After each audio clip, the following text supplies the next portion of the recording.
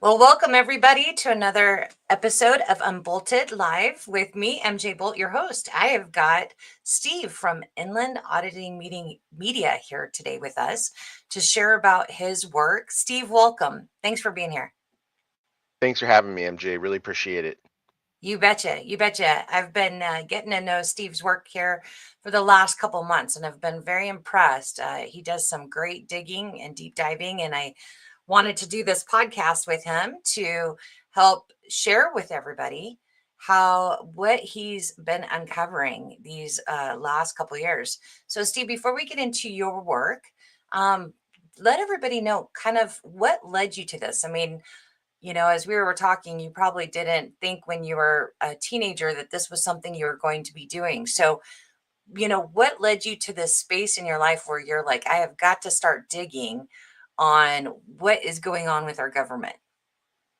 Sure, yeah. Uh, so thanks again for having me, MJ. I decided to get into this because having worked as a business consultant prior, um, I was seeing these issues, and I think like a lot of people, you wake up, you're getting ready to go to work, and you're listening to something political, right, in the shower. Maybe you got a channel playing, and you rage out, right? You're just so angry, like you've just been listening to this stuff for so long, and instead of just continuing to be frustrated about it, knowing that I was just gonna listen to the next news story the next day. I decided to go out and see if this stuff was really happening. And what those things were is there was a channel on YouTube. There is a channel on YouTube called Sticks Hexenhammer, and there's a guy up in New Hampshire.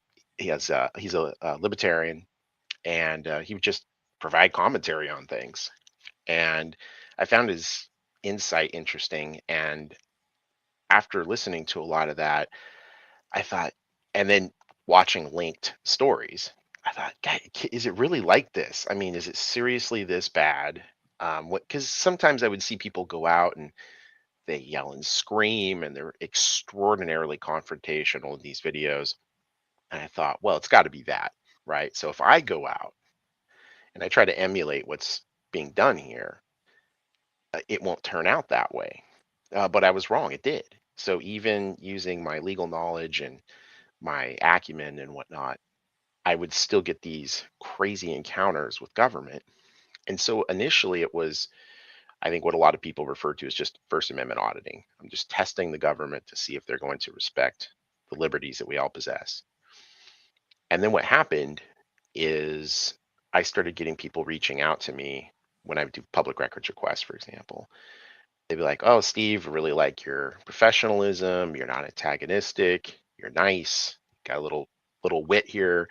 It's really great. I've got a lead for you."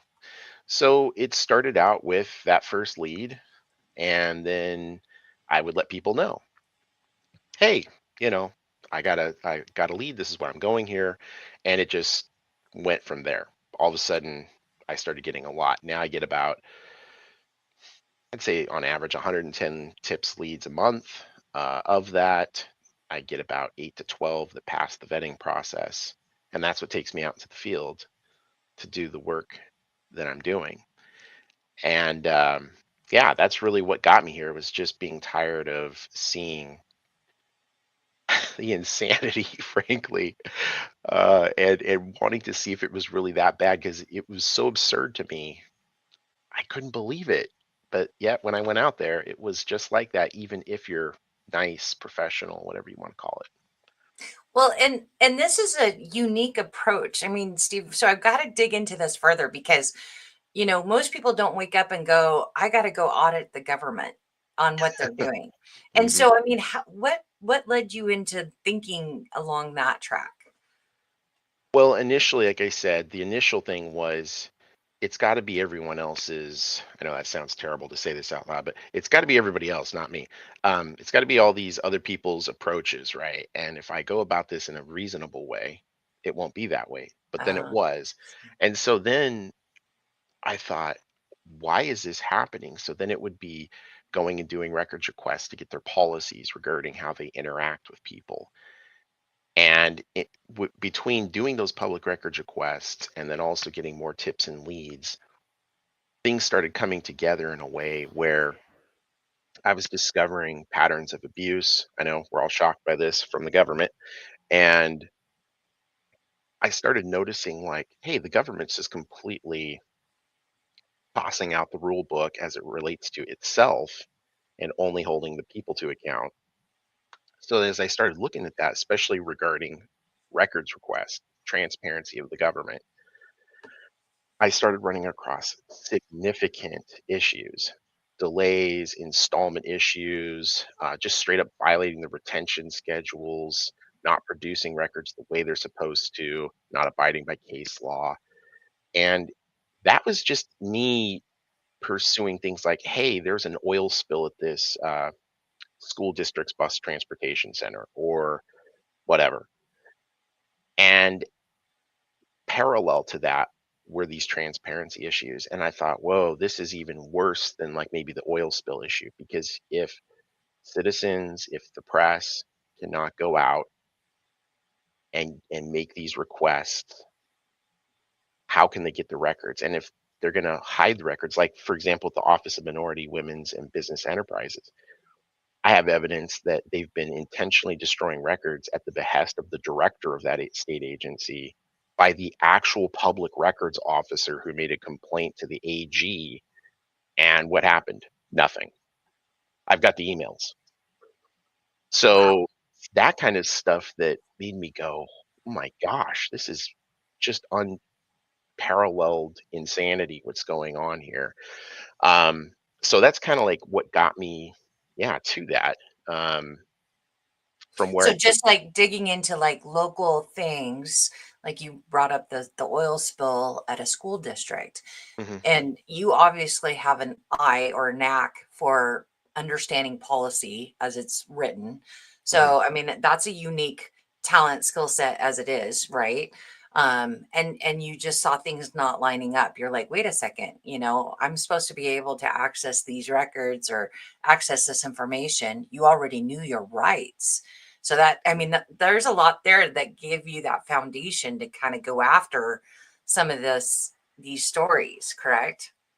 Yeah, correct. So, because of my consultation work in the past, I said I did business consultation, but I also did like public administration consultations. So, knowing how RCWs, wax, case law, just stuff like that works, what I was able to understand was when I was trying to go and investigate what's going on, the first issue I'd run across is I go there to just make the public records request, right? Just show up.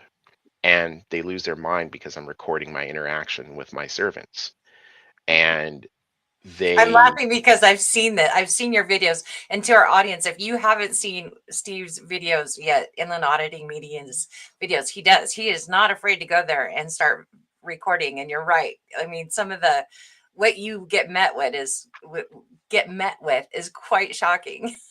it is. And that's what's nuts is like, you know, there has only been, I think, two, maybe three times where on video it started to get a little ugly. And one was when it looked like a state patrolman, a state trooper was going to assault me. Um, and there was another time, I cannot remember that one, but generally, I mean, and even then, it's like I'm just assertive, I'm not aggressive. And it's here I am being polite, professional, reasonable, and they are coming at me with the things that you're seeing from the stories. It's like, why are you behaving like this? I'm just here to get a public records request. And then the other thing that they do is like at the Auburn School District, when I was there working on that oil spill story, I went into the transportation center, like the parking area where they have all the buses and stuff, but there's no restriction on access to that. So you walk in, you're looking around, you're taking photo and video, and all of a sudden they send the Auburn police to unlawfully trespass you from being lawfully present where you're allowed to be. And of course, you know why that happened because as I learned later, their lawyer admitted that they did have an oil spill and they failed to provide those records when I Wow. requested them. So, but that took a year and a half to a year and 3/4 to have that eventually come out. And this is what I'm learning is the MO of the government, Washington State at all levels now. If they know that they're guilty of something, like let's say they didn't file a report with the Washington State Department of Ecology for an oil spill, they will release records to you in installments, and they will have the most salient and disadvantageous records to their agency at the very end of those 2 years of installments, if they even provide them. And so that's why I focus on the transparency stuff, is because if you don't know the Public Records Act inside and out, the case law that supports it, that's been ruled on, the administrative codes and whatnot, you can't actually get to holding their feet to the fire. They will And make so, you just jump through hoops and they'll put you off and they'll, say all kind of things that if you don't know what the law says and the like you said, the administrative code, mhm. they will just take you on a wild fish hunt, huh? Yeah, they'll throw out all this jibber jabber gobbledygook at you, uh, either lying or just being incompetent, and say, well, because of X, Y, and Z, we can't provide these documents or whatever. Like, for example, body worn camera footage, if they use the exemption codes. If you don't dig into those exemption codes, often from what my experience has shown me is they will exempt themselves unlawfully from things that they're not supposed to be exempting themselves from. So you have to go through the exemption codes and say, okay, this part was maybe someone's driver's license, let's say, shown in the video, body worn camera footage. Okay, fair enough. There is an exemption for that. But what about if it shows that employee's calendar in the background because maybe it's showing a monitor, a screen? There is no exemption for that. Mhm. So they shouldn't be exempting that. What they don't want is you having information about how they go about their daily business, but they're a servant and you're entitled to see that. Right. Well, and I think what's also unique, and you've brought this up a couple times, is we have a lot of people here in our state that are taking it upon themselves, everyday citizens, like you, like me, to help doge, if you will, Hmm. our own government here in Washington State. We know the government's not going to do it, right, on itself. Correct. And so we have a lot of people that have been doing, public records requests, digging into records and trying to follow the money and figuring out. So I think what's unique about your approach again is that you do this in person. So we've had other people on, Michael Easton, who talked about, how he uses public records requests to find out information about what our government is doing or not doing. But here you are going and doing those public records requests in person. And so it's kind of interesting because it's just another piece of this puzzle of how things work in our state or don't work like they're supposed to. And you're finding grievance upon grievance of them not following our own laws on Yeah, public and records, right? absolutely. And the reason also the in person is so important is because they will just straight ignore you. They will not return emails in many cases. They will not return phone calls. And this is where it spins out in an even crazier way because you know, I'm a Gen Xer, so I'm used to socializing with people, dealing with people, and I know the younger generations a lot of times just want to deal with maybe text or an app, right? But the thing is when you realize that they're going to use interactions by way of those conventions, whether it's a phone call or voicemail, email, whatever. Well, the only option then is to in fact go seek redress of grievances as your First Amendment liberty in person. And that's why we can go in person. And that is when it opened up another Pandora's box for me to understand the complete insanity running amok in this state, which is if you go to the Washington State Capitol complex right now, just pick a day that the complex is open, 90 to 93% of every building will be 95% empty. There will be no one in there. Now, a perfect example is the Washington State Department of Transportation. It's a huge building, the headquarters in Olympia. For those of you not familiar with it, it is southeast of the old Thurston County Courthouse, which now houses like the Department of um, Archaeology and the Office of Minority Women's Business Enterprises. It is a huge building. It houses, I think, if I remember correctly, somewhere between 12 and 1,500 people if every person was in a seat.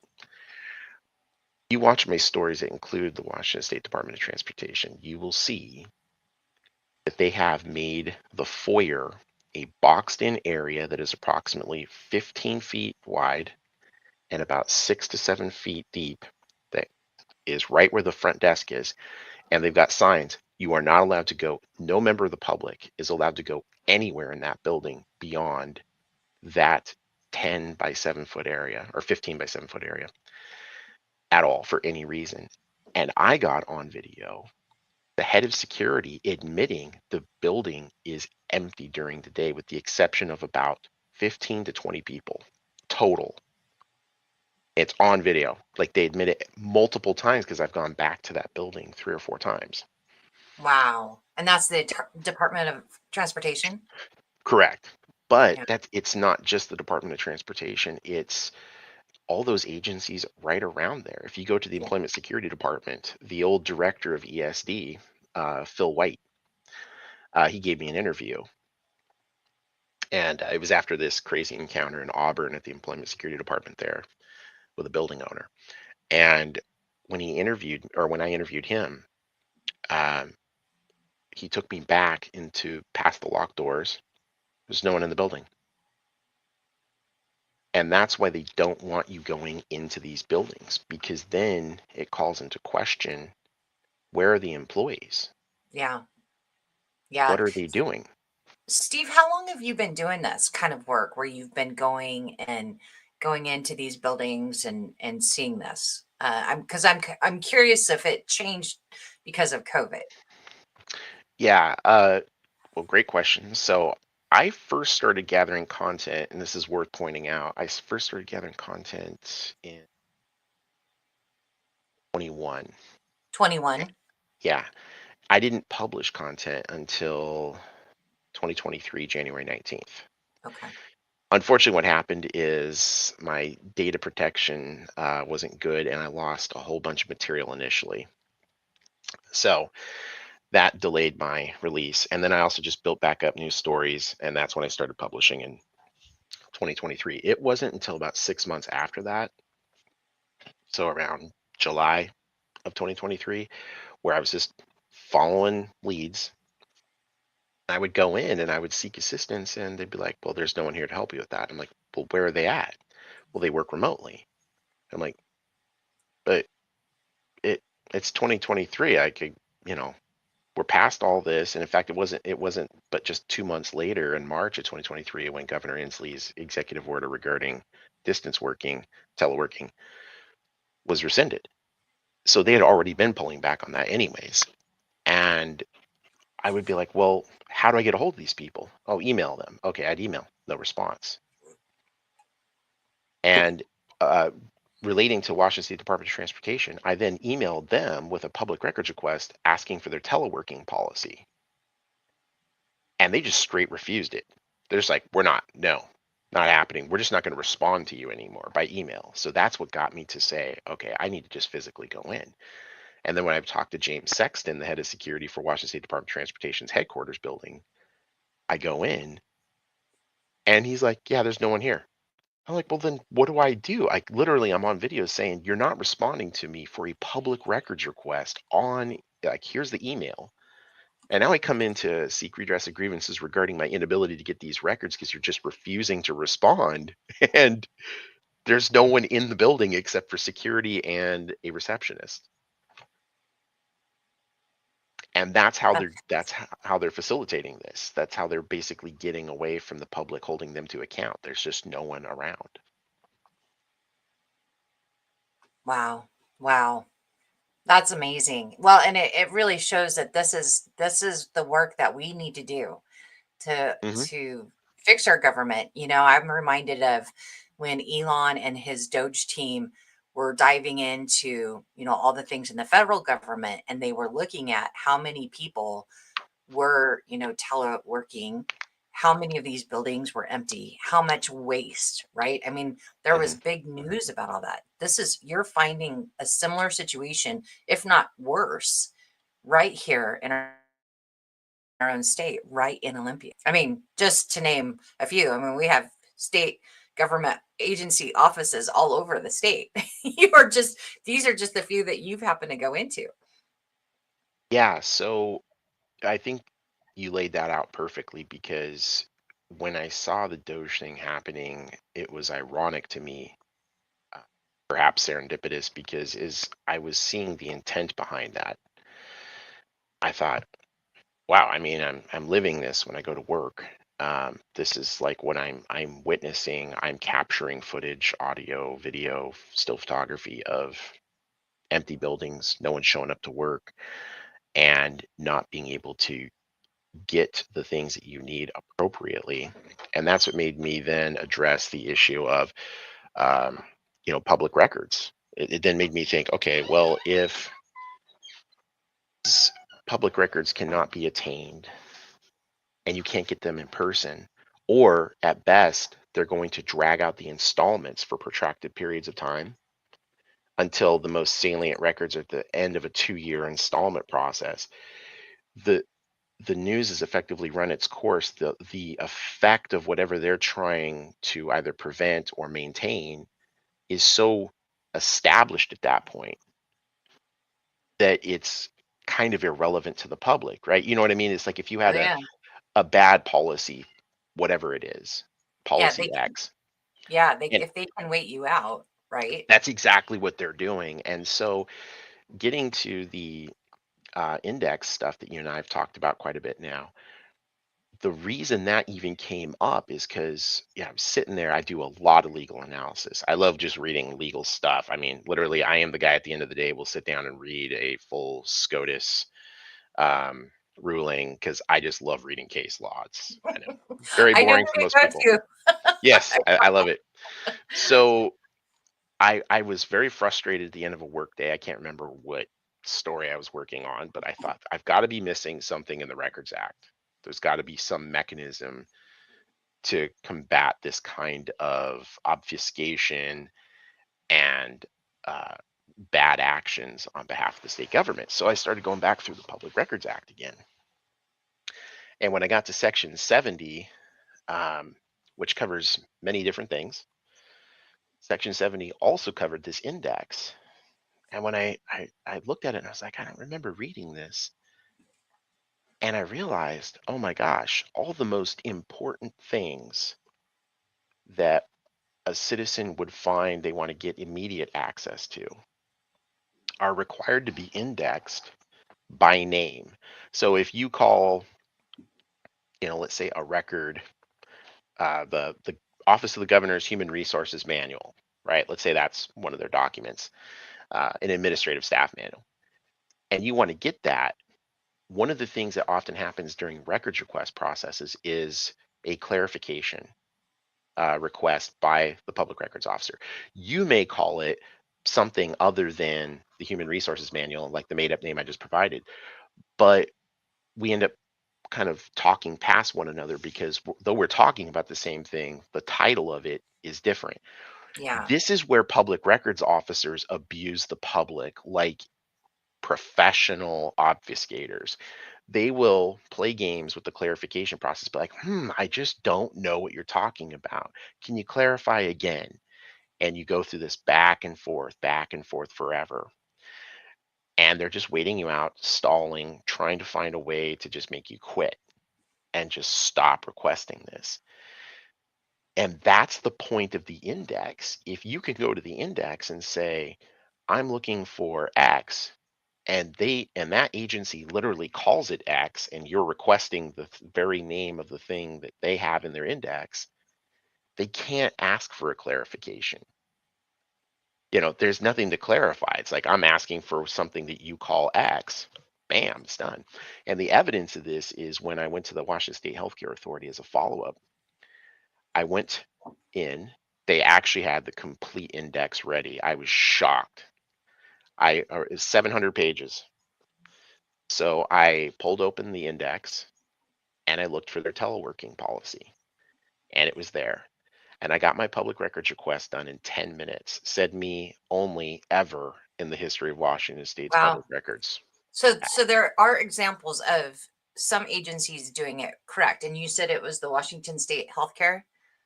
Yeah, in fact, if you want to see an example of that, um, the I can share this to you right now in private chat. The most recent link I just sent you. Um, that is to the treasurer's story. And if you go to that, I'll give you the timestamp. Give me just a second. I'm just going. Hold on just a second. Sure. Okay. I've got it pulled up. Now my internet has not been great today, so I don't know if I can play this. So No problem. If I need to, I can is do that too. okay. Did you have a time on there? Yeah, it's at go to 4 minutes and 13 seconds. 4:13. All right, let me get this queued up here. And so maybe it will be a little nicer when I try to share this. And if you need me to share All to right. present into it, I can do that too. All right, let's give this a shot. All right, can you see it up there on the screen? I can, yeah. Okay, let's give her a play here. Minutes and did not have.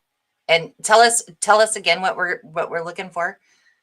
Yeah, so this is me going in to do a follow-up, basically just to ask them some questions about something I'd worked on. And I thought, well, while I'm here, because I did ask them for the index before, since it had been several months, I thought, well, I'll also ask them about the index, because often what I like to do is I'm the dog that won't let the bone go. I am unrelenting. If I have asked an agency about X, I will follow up forever. Yeah.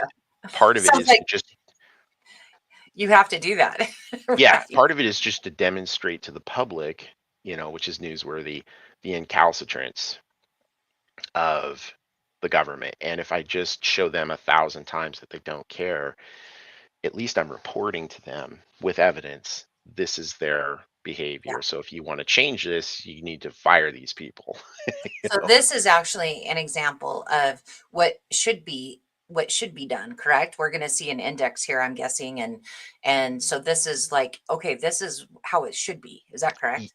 Correct. And what is so damaging about this to Governor Ferguson, our former Attorney General, and I'll get into the details on the specifics of why it is so damaging, but this goes to show exactly what it's supposed to be. So if you've got an executive agency of Washington State, the Healthcare Authority, which is now in compliance, good job, Healthcare Authority, with state laws, Public Records Act, how is it that Bobby and the rest of his goons are not actually in compliance with this? I mean, he's not only the head of the executive branch at this point, but for the last 12 years, he was providing legal advice during the time that I was going around asking for records indices. So there's just no excuse. And I think it makes it even worse for the fact that he was the state's chief attorney. Now he's the state's chief executive, and he just can't get it right. Well, it's because he Right. doesn't want to. The records index turns out to be one of the most powerful things we have as a tool to hold the government to account. And I realized this is a nexus of achieving transparency on a level that we've never seen in our state's Records Act before. And I think that's why they're trying to avoid having it be presented. Interesting. Fascinating. And that's what's so interesting to me about your work. And I want to get into your philosophy a little bit. But let's Sure. watch this clip here as an example Mhm. of what you encountered. So here we go. Hopefully it will play. Have to submit a public records to do so. It was just simply available as required by statute. I'm here to inspect the public records index. Oh, okay, perfect.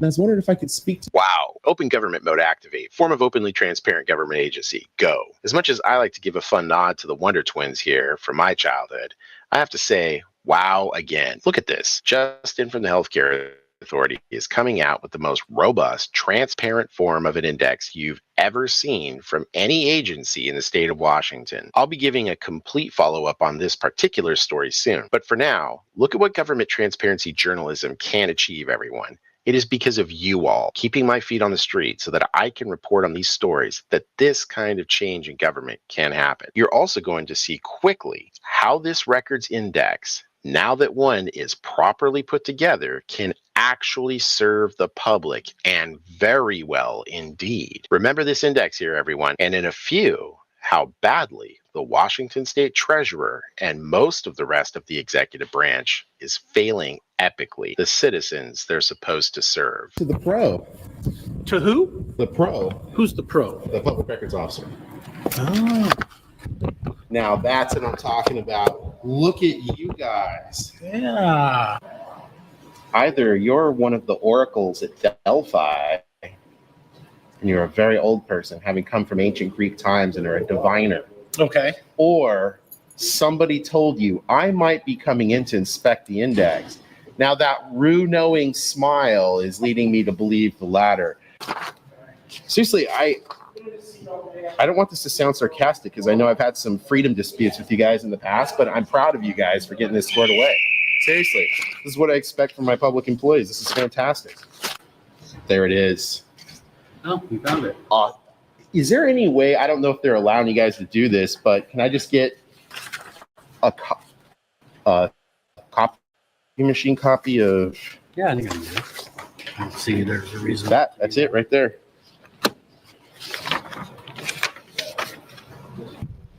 All right, guys. So as you guys saw from my previous stories, there were some, disagreements with how freedom worked here at the HCA. However, they have done a great job. I really just want to beat a dead horse here. Look at that. This whole thing right here just stopped the Public Records Act from occurring, a request, because I can come in, get this real quick. It's available. This is exactly what Washington State is supposed to have. Great job, Washington State Healthcare Authority. But why is this valuable? Well, first, Wow.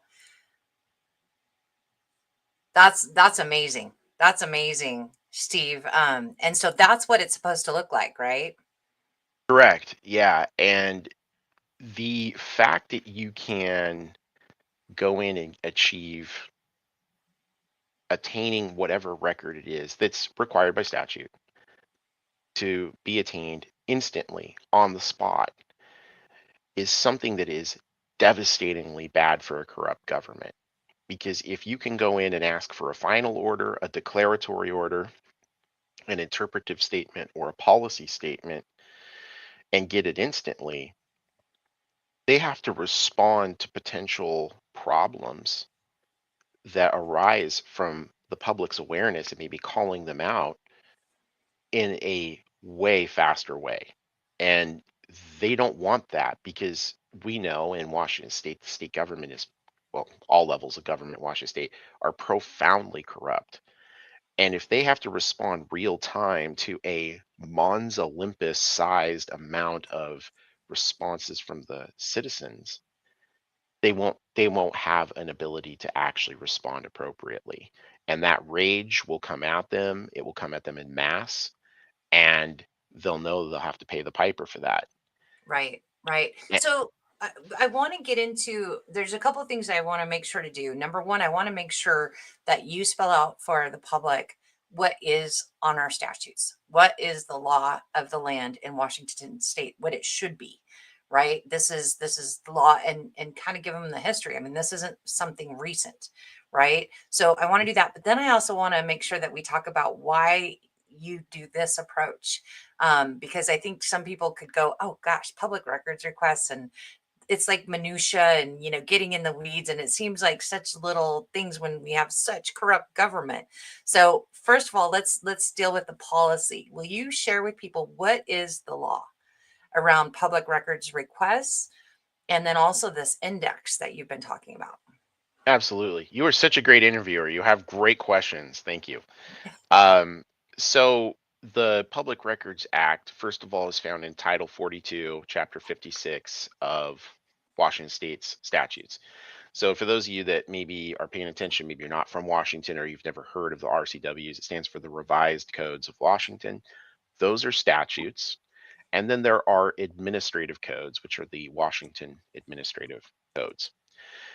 Think of codes as rules meant to help with the management of government, whereas statutes are the actual laws that are passed by bill to the governor and signed into law. So administrative codes bear the weight of law, though they are not statute. With that being said, Title 42, Chapter 56 is the Records Act, and that was founded in or created in 1973, or actually 1972, but it went into effect January 1st in 1973, when Governor Evans was still governor. And basically, up to that point, citizens had been increasing, they had increased their frustration at not being able to get records and whatnot that they felt they should.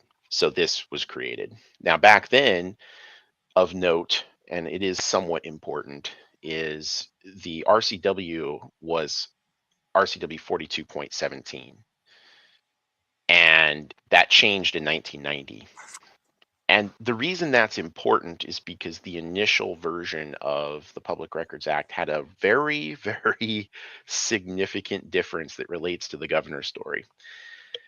In 1973, the statute did not delineate between a local government agency, which would be like, let's say, the city of Everett, right, or a school district, and a state agency like the Office of the Governor or,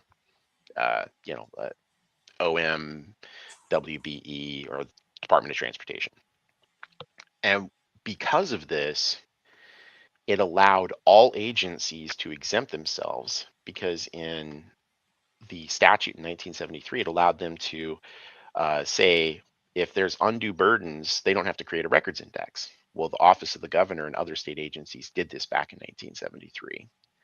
But the law changed in 1990 to say, we're actually going to delineate between local agencies and state agencies. And for any state agencies that did have an exemption, you're no longer allowed to have an exemption.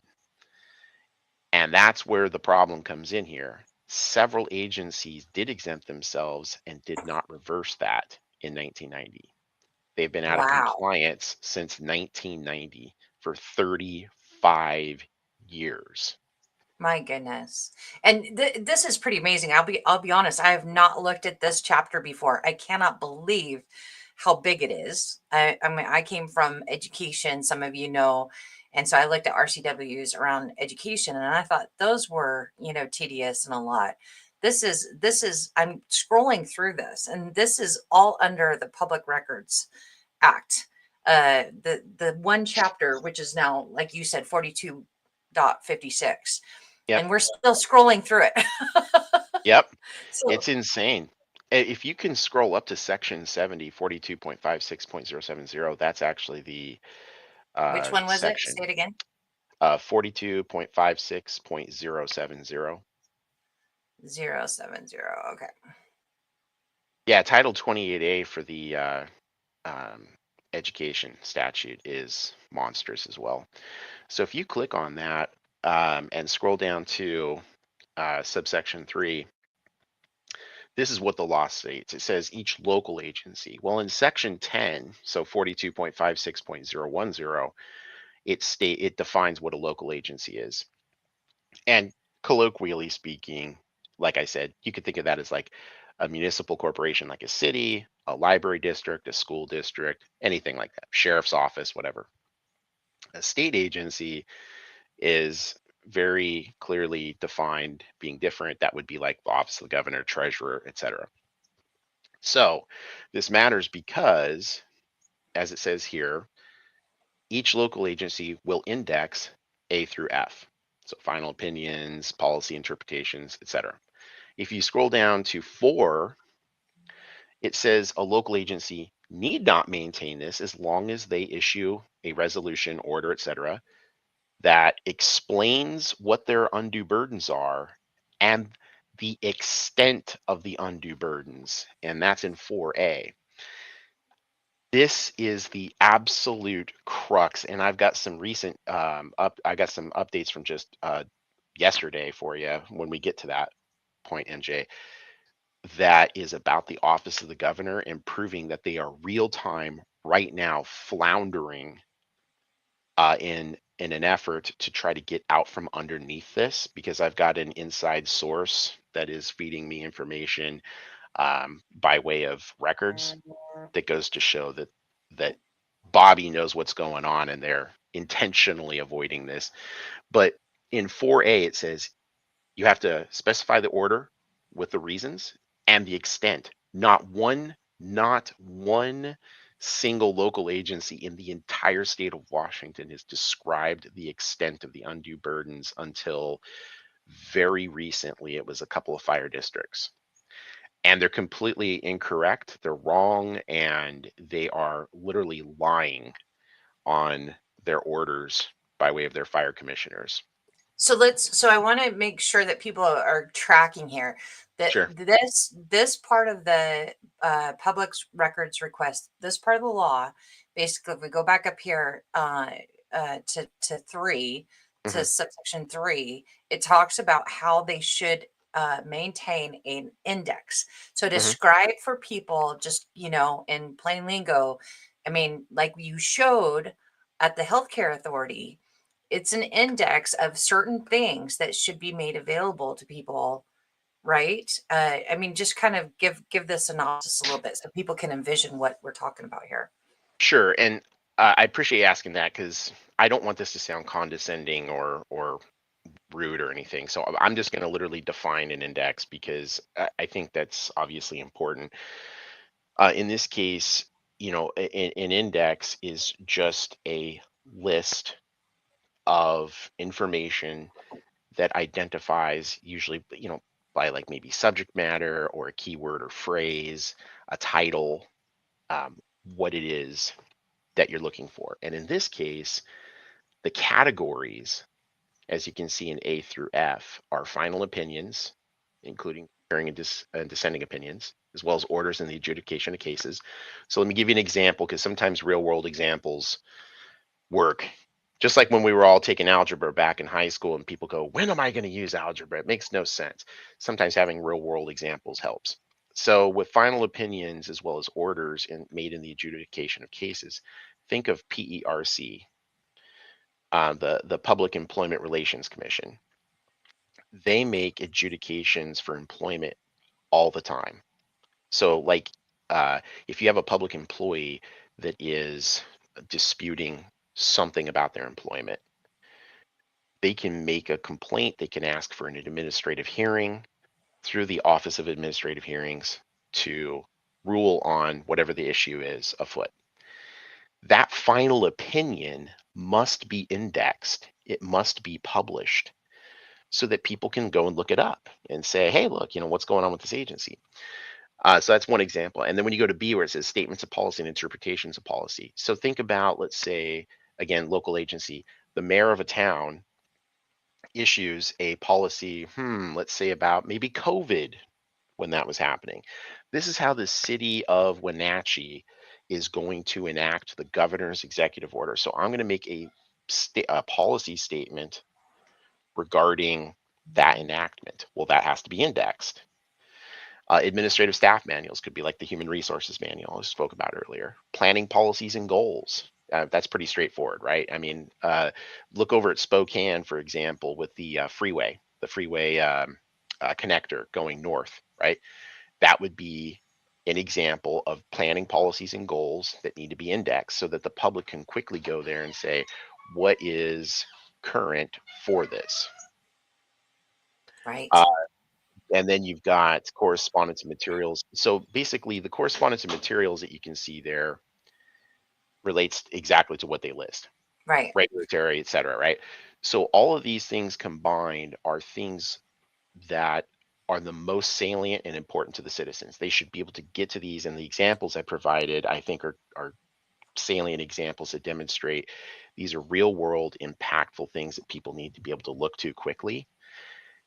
And if you don't have this indexed, going back to that whole game that the public records officers play with clarification, they will just keep clarifying with you. Oh, staff manual. Yeah. Gosh, I'm really going to have to look around for that. I'll get back to you in a couple weeks. Do you mean X, Y, Right. and Z? Oh, no, I mean something else. Oh, give me a couple more weeks. I'll get back to you. And they just keep dragging it out forever. Where if you can go to the index and say it's called XYZ, they can't play their game anymore and they have to Right. provide these records quick. And you can see that this is, a transparency tool Oh, yeah. because, they, like you've said, and I love that you say this, they are employees of of us, the citizens. Hmm. They're supposed to be working on our behalf. They're supposed to be transparent, right, about all of this information. So you shouldn't have to go digging for it. So here it is. Here's our law. And I've posted this. I'm not quite sure where it's posting to right now. It might only be posting on X, but a link to this. But basically, again, you can just search for RCW 42.56, and that takes you to the public records request. And what section are we in again? 70. 70. So 70070. And it says right here that each local agency shall maintain and make available for public inspection and copying a current index, right? And so and it's an index, as you saw in that video that we showed just a little bit. I mean, the healthcare authority's index was very, very thick. So you're going to have, the itemized information easily accessible, and then it's probably referencing documents later on in the index, right? So this is so important for people to understand. Now, clarify for me this point in the subsection 3. Each local agency. So you're making reference to state agency. So does this statute under 3 also include state agency in this? No, if you scroll down to subsection 5, it then says each state agency shall by rule do the following, which is Thank A you. through E. There we go. So And so right there. So whether it's a local agency or a state agency, they need to be following these things unless they have this exemption, which is right? only for local agencies. Which is only for local agencies. And if they don't have it, they are supposed to issue and publish a formal order specifying the specific reason. So Correct. this is true of every single governmental agency in our state. This is so important. I mean, and what's awesome about you sharing this information today, Steve, is who knows who's listening, like Tracy Abdul on Facebook right now, who just shared some information. I'm going to share, if I can get over here. Hold on just a second. Her comment. So because I don't know if you can see it. Thanks for commenting, Tracy. By the way, we had a school district keep a FOIA request going for months so they could continue the false narrative. The community abuse against an elected official could have been stopped, but the district hid it. She resigned. We just found out they had all the information for months. So there you Exactly. go. So Exactly. talk about that a little bit. Yeah. Well, and this is perfect because actually I know you're over in the Spokane area. There is with West Valley, I believe it's West Valley. The public records officer is Saber Dahl. And she is a villainous public records officer, straight up villainous. She was playing games for months regarding records that I was seeking. And at the time, I was not aware of the records index. But in looking at it now, it makes it clear that if I had had the index, I would have been able to ask exactly for the records because she was playing games with me with like, what do you mean? I don't know. And it went on for months with her. Now, to her credit as a villain, she's very good at being a villain as a public records officer. But that being said, what I did is I actually hired a person because I knew I couldn't get there in time. I hired a person to go in, a courier, and on video to request the public records index the week before they were scheduled to have a public meeting to exempt themselves from the records index. So technically, I've got it on video. This individual requested the public records index before they had a resolution, which means they're required to have that index, which means they violated the Records Act. And then the week after that, they passed a resolution from the school board that says they're exempting themselves. But guess what they didn't do? They didn't describe the extent of the undue burden. And the whole point of that is to basically implement the will of the legislature, which was to say, it's fine if you want to exempt yourselves, but you need to prove that it's truly an undue burden. You can't just say it's too much work. Right. You have to prove it's too much work. Right. And with the exception of 2 fire districts recently and 1 sewer district, not a single agency in the state of Washington is in compliance. Wow, this is amazing. And again, like I've been on the other end of this. I'll be honest. I've been a school board member, school board director, and I've been on the state board of education. So I've been on the receiving side of these public records requests. And when they really started, I mean, it can be costly to the district, right? We're not trying.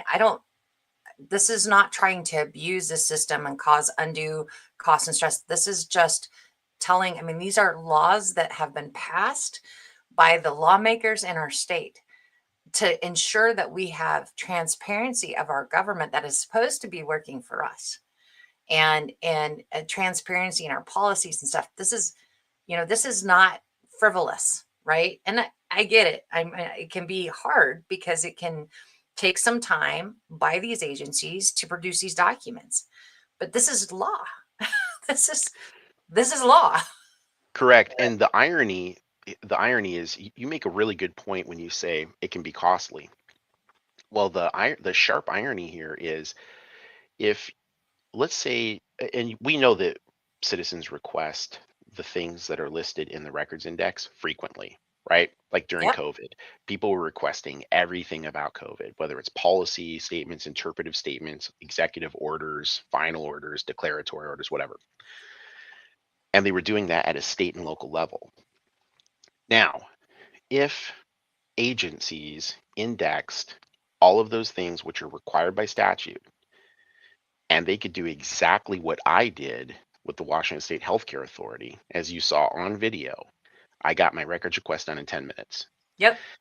If you could get records requests done in less than 10 minutes by publishing the index online so people can go through it and just download a PDF and print it out themselves, you are literally having a zero amount of time committed to those particular requests. So it's a cost-saving practice. It's a cost saver. And so here's the sharp irony is, not only does it increase efficacy in our government, but at a point in time in our economic history of Washington State that we're 16 billion in debt, Bobby and his gang of goons could actually implement this records index to its fullest degree, as could local government, and actually decrease their budget. They could reduce the amount of staff that they need in the public records department, save money, and actually get the job done quicker. Yep. If they just followed the law. But in this case, they're like, nah, we're not interested. We don't like following the law. Government efficiency, is that a thing? We need to bring that back. No, exactly. It does. It will save time, and it will save, people from having to fish around, like you're talking about. Like, sometimes people want information, but they don't know exactly the terminology, what to call things. And so it takes some time, right? To maybe that back and forth. I mean, think about the time that takes from that agency, whether it's a local or a statewide agency, to spend with that person trying to make that public records request. Now, I have a question for you, because you talked about the 2-year thing, and I'm curious, is this a thing, right? What is the limit of time that a public agency can take to fulfill these records requests? This is getting outside of the index a little bit, but no, that's totally fine, actually, because I mean, really what this is all about is just getting transparency in our government through the Records Act. So it doesn't have to just be about the index at all by any means. Happy to field any and all these questions, because I want I want citizens to be more aware of what all this means and how to actually utilize it so we can force them to do what they're supposed to do, which is work for us. So the time limit is there is none. That's the really horrible part here. Time limits in Wow. the Public Records Act are pretty limited. So if you go to Section 520 of the Public Records Act, it gives a timeline which says after you submit a request, they have to respond to the request within 5 business days. Um, After that, installments can be provided. Now, there is an important case in Washington State called Beal, Beal, and that case, I think that was from 2004, if I remember correctly. That case, it was Beal versus the city of Seattle. Actually, no, I don't think it was 2000. I think it was 2009. Anyways, in Beal versus the city of Seattle, there was a controversy regarding how frequent the installments were coming. And Beal felt it should have been like every day or every couple days or every week or something like that. And the city of Seattle was providing installments every 30 days. And so in that ruling, the Washington State Appellate Court said, actually, 30 days is okay. That's the extent of the time frame. There is no end amount of time. So, like, let's say you just request, I don't know, whatever you request, and they say, okay, it looks like it'll take probably 12 installments. The only guidance we have by case law at this point, because there's nothing in statute, is 30 days is reasonable for an installment, but it doesn't tell you how many installments are reasonable. So Right. they Or they how long you could have to exact complete it. Right. so the gamesmanship that's played by these villainous public records officers and their managers is they'll look at the case law and say, okay, well, it's 30 days max on an installment is what the Beal case gives guidance on in terms of a period of time. But hey, let's drag it out for 75 installments. Well, and you made a great point at the beginning of this conversation is that you have found that they will even game that a little bit and maybe save some of the most um you know diabolical or the the worst of the worst or the Mhm. most transparent stuff that you're actually looking for the end, right? Like just kind of That's trying to wait you out. That's exactly what they do. And there's a litany of reasons as to why they do that. One, the government doesn't like to be told what to do, even though they should because they work for us, but they don't like to be told what to do. And B, there are timelines associated with certain things. So if you have evidence that some civil injury has occurred to you and you want to implement your Seventh Amendment to bring a lawsuit against an agency, you have to do it within a certain period of time, right? There's a statute of limitations. Well, if they can ensure that they drag out those installments for 5 years and the statute of limitations is 3, by the time you get the evidence that there is something here, you're 2 years past it. Wow. So it's a way for them to avoid liability as well for different agencies. Yeah, that almost goes back to Tracy's point, the comment that we shared a little earlier, where they ended up kind of doing that exact same thing. Yeah, And it caused a school district, an elected official to resign or maybe, finish their term before stuff could be exposed. exactly. And so the index, again, circling back to the value of that, is you can quickly see based on what I had just said a moment ago that the index would allow you to get to the salient documents you need, whether it be a local or state agency, and quickly get that like right now. So instead of them saying, well, we searched and like a common thing, I don't want to go too far in the weeds on this unless you tell me to, and I can, but they have tools, basically shepherdizing software tools that they have at agencies. And what they do is they search all of their records Hmm. electronically by keywords and phrases. And Yep. then what will commonly happen, and Auburn School District did this to me regarding the oil spill, they come back and say, well, there's 40,372 records. If we produce all of them, it will take us 23 years, and we'll do those in installments every 30 days. So, of course, out of all that, you don't know what you don't know, to quote Donald Rumsfeld, and can't be aware of whether what you're really looking for is in there, and also there's nothing to control them releasing the salient things early. They can just put that on the back of the 23-year release time.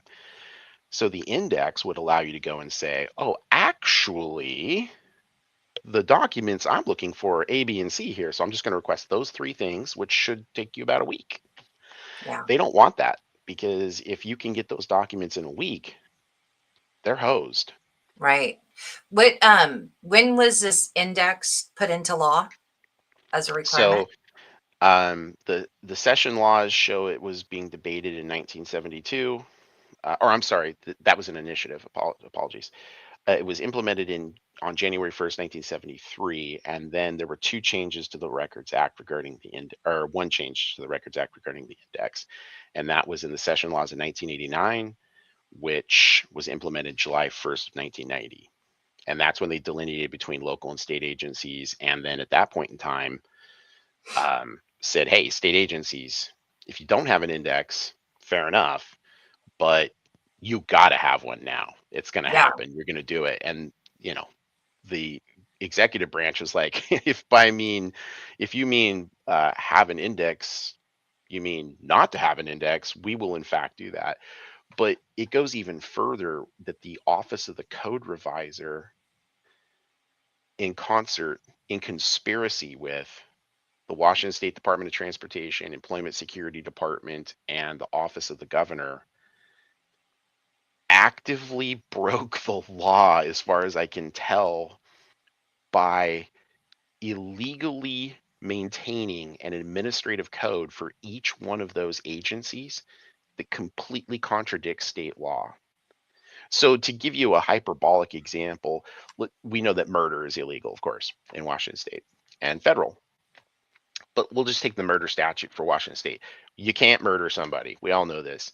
But imagine if they passed an administrative code for the Office of the Governor that said, except for the governor on Thursdays, he can go murder people on Thursdays. Totally fine. You're like, well, no, yeah, actually, you can't do that. There's the law. Nah, it's all right. I'll just get the Office of the Code Reviser to just, alter the administrative code to make Thursdays free murder day for Bobby. You can't do that, right? Because state statute trumps administrative code. You can't just make up stuff like that. But they did. And so, It's an absurd example, obviously, but the yeah, point being is that this is in essence what they're doing. They're doing it right now in almost every state agency. yeah. And in fact, what I want to show you, I'm going to send you a link here, because I want people to see this and know that I'm not just making something up here, because it sounds so incredible that you're just like, I just don't think this is real, Steve. And you're like, well, it really is that real. Here's this link. So that link that I sent in private chat to you, MJ, if or I could present it if you want I to. got it. Okay. So I want to go Oops. back and explain briefly the difference between statute and administrative code, so everyone watching can know why this is important. Statute is a law. Administrative code is a rule or a code that instructs that agency on how they are to manage the law. So the law says you need to do X. This is how we're going to actually managerially do it. Now, this is where it gets crazy.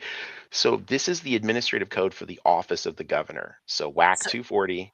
yep. So remind everybody, you've got law, you've got RCW, Mhm. which is the basis, the foundation, and then you've got code, which are the WACs that has to operate within the limits or the confines of the RCW or the laws. Right? Correct. Okay. Yeah. So it's a rule, basically. It instructs that agency how it is to administer the law. So the law says you're going to do public records. And then the administrative code here, the governor's administrative code says, here's how you're specifically going to implement or administer state laws that relates to the office of the governor. Now, what's crazy here when you look at this is it says exemption from requirement to maintain a current records index. But hold on a minute, we just went over the state statute that says state agencies can't exempt themselves. And this is the office of the governor. So you're like, how are you doing that? Well, if you go to the bottom there, where it says Order 73-1, Statute 246-130, filed August 31st, 1973, Governor Evans exempted the office of the governor on August 31st, 1973, which he was Illegally. allowed. No, he did it legally. He did it legally because remember, back then they didn't delineate between local and state agencies. Oh, But gotcha. 1990, July 1st, when the Public Records Act was updated, they defined what a local and a state agency is. And then that update to the state law said, if you're a state agency, you must now, from this point forward, create and maintain an index. However, when you look at this, that's the last time this was updated, 1973. So the governor has been out of compliance since July 1st, 1990 for 35 years. That's And crazy. then going to the stories that I did, I was working on some other stories regarding the office of the governor, regarding COVID. Ironically, like some labor and industry stuff, which I can address that if you want, but basically that's why I was going there. And I said, hey, I need to find certain documents, but I don't know what they're called yet, which is why I need to look at the index so I can figure out what that is, and then I'll make that request. And they provided to me on video the exemption. They said, yeah, well, the office of the governors is exempt. And I said, well, you can't exempt yourself. Here's the state. I already had with me printed out physically in person. I had the state law published. And so I was like, this is what it says right here. So how did you do that? Because you're breaking the law right now. And she's like, well, no, we're exempt because we're not a state agency. And I said, hold on a minute. You're telling me the office of the governor of Washington State is not a state agency?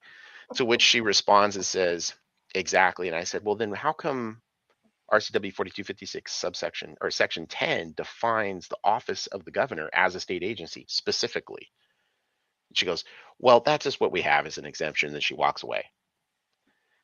And I've been continuously publishing these stories where I go back to confront them. I call them out for lying. I call them out for all manner of shenanigans. And now, what I mentioned earlier, when I said I've got some recent updates, I've got emails from the office of the governor where they're talking about things internally, and they're saying this, this journalist is coming in and he's addressing these issues, and it looks like we actually have to have an index, but we've been exempt. Well, now the most recent time I went in, they produced a false index. A false? A false index. So they literally falsified a record by creating a fake record just for me. They admit it in the email. They created an index that is not an index just for auditors. Literally. And how is it not an index? How is it false? Great question. So It's just, but this is what the emails. Oh my God, yeah. This isn't you assigning a label as false. This is them themselves in the emails describing them creating this. Yes, just for auditors. Just for auditors. And so what it was is when I went in the last time, in fact, again, I know everybody's watching this, so let me see if I can pull up. No, it's not that one. I think it's the top one. The most yeah, okay, there it is. If you go to the top link in that private chat. All right, let me get back over there. It's not the one I queued up. Is it the governor breaks state law? Okay. Oh, yeah. Governor breaks state law. That is the one. Yeah. Okay, hold on. Let me get over there. Share this tab. So, and everybody that's watching, you can go to I am auditing. Tell them your YouTube, where they can find you on YouTube. Yeah, if you just search Inland Auditing Media. Okay. And then also on X, what's your handle? At I Am Free Auditing. Okay. And we'll share that too. It's in the description as well to the video. So, all right, I think this is the right one. Does that look right? Hold on just a second here. Yes, that's the one. And if you go to the timestamp is 10 minutes and 39. Let's see. I think 10:34.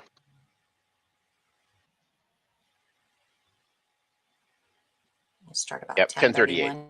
With the law, Yeah, that's right. they've produced all of those 4 elements that are required to be produced. For those of you new to my channel and my focus on government transparency in Washington State, there is a tool called the Public Records Index, which for state agencies is mandatory to have inspectable. It is not something that is requested through the typical processes of making a records request. It is instead a tool meant to aid someone in making a public records request. This is found, as you can see here, in the Revised Codes of Washington, Title 42, Chapter 56, Section 70, Subsection 5. It requires, as you can see, the following documents be indexed for quick reference by the public to get exactly what they are looking for. 1, final orders. 2, declaratory orders. 3, interpretive statements. And 4, policy statements. As you can see here by this large 3-ring binder, they have the history and letters and documents of the former governors, but they are not final orders, declaratory orders, interpretive statements, or policy statements. Can you pause it real quick? So where can I find the Office of the Governors, which now it seems like we're on the same page that the Office of the Governor is a state agency? The paper that I've already given you does exempt our office because we're an office, not an agency. Which was a mistake.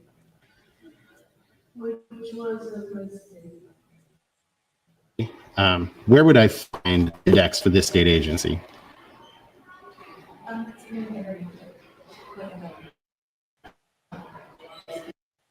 Well, just sure see on the Office of the Governor now saying in order for me to get access to the index, I need to submit a public records request for that. Are you sure? I have no comment. By the way, who are you? Who are you? I'm a public records aide. Oh, okay, great. Now, Ashley here, as can be seen and heard from November 20th, 2024, had all manner of comments and input to provide to the public regarding public records and the Public Records Act. However, now that I am asking for a clarification regarding the Public Records Act and Index, Ashley clarified that I needed to put in a request for the Public Records Index. Where would I find the index for this state agency?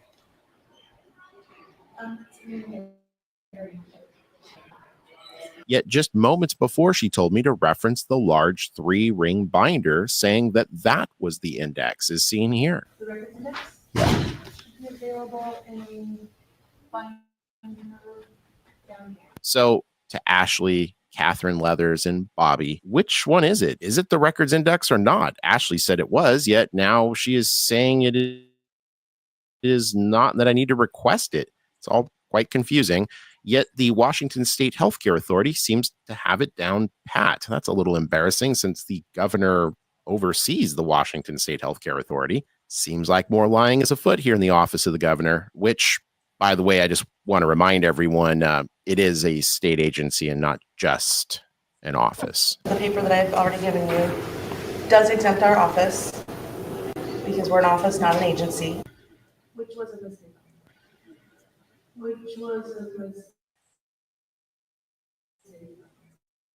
Yeah, I would probably start using your Fifth Amendment too. That's probably not. So, and we can't hear what she says there, Steve. So what is she saying? Oh, you're on mute. Oops, sorry. Are you On there, November Steve? 20th, You're on mute. Yeah. Can you hear me There now? you go. Okay. So yeah, on November 20th, Yes. 2024, she said, we're an office, not an agency. And then right here, when I said, so I just want to make sure you understand you're an office and a state agency. And she says, yeah, that was a mistake. It's like, Okay. yeah, well, we can't it was, hear it on this. yeah, it's hard because they got the bulletproof glass up there for the governor's office. But that 3-ring binder that you just saw, all that is the letters of every governor, including the territorial governors of Washington State. That's all it is. It's like 350 pages of just letters. That's all it is. There's not an So it's order. not complying. It's not truly the index as in statute, stated in statute of these declaratory statements, policy statements, those kind of things. Correct. And this is where I get to the felonies. So if you go, I'm going to pull this up here. It's RCW 401610, and that statute is titled Injury to Public Record. And I'm going to share this link to you here. That's the most recent one I just shared in private chat. That statute criminalizes what you just witnessed. What you just saw Ashley do was a felony. So when she said, that's the public records index, well, no, it's not. You're concealing the real records index that you don't actually have. Because when you read this, it says every person who shall willfully and unlawfully remove, alter, mutilate, destroy, conceal commits a felony. Now, And describe for people a Class C felony, because maybe some of us don't operate in that. I mean, what is that equal to? yeah, so there's 3 levels of felonies in Washington State. A Class C felony is punishable by up to 5 years in prison and up to, I think, $1,000 fine. A Class B felony is punishable by up to 10 years in prison with, I think, a $5,000 fine. And a Class A felony, the most serious, like murder, that kind of stuff, that is punishable by up to life in prison. So And it's significant. I mean, it is 5 Class years. C felony is not something to, ignore. No, it's definitely not. And the thing that I was talking about, where, I mean, obviously I just said what I said, but when I said earlier that there's internal emails where they're talking about making a records index just for auditors. Trying to pull that up here real quick.